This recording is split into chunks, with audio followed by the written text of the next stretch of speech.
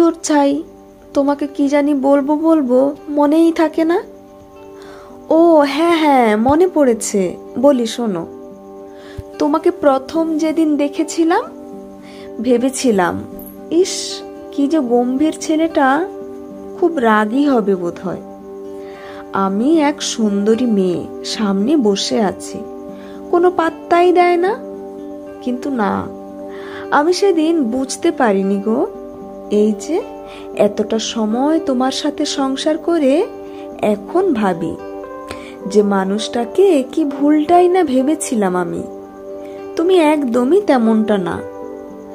জানো, তুমি খুব শান্ত একটা গাছের মতো, বিশাল বড় আর ঘন পাতার বোঝা তোমার মাথার ওপর।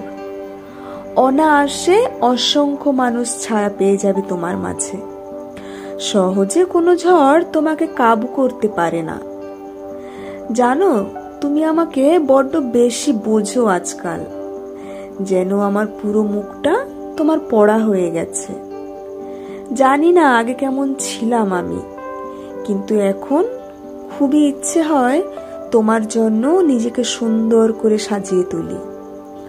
শুধু তোমার ছায়া পেলেই তো চলবে না বলো, আমারও তো উচিত গাছটাতে একটু পানি দেয়া, একটু যত্ন নেয়া, তাই না?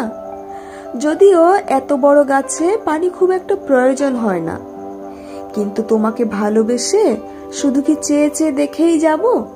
আমিও তো কিছু করতে চাই তোমার জন্য। কলমে তিশা।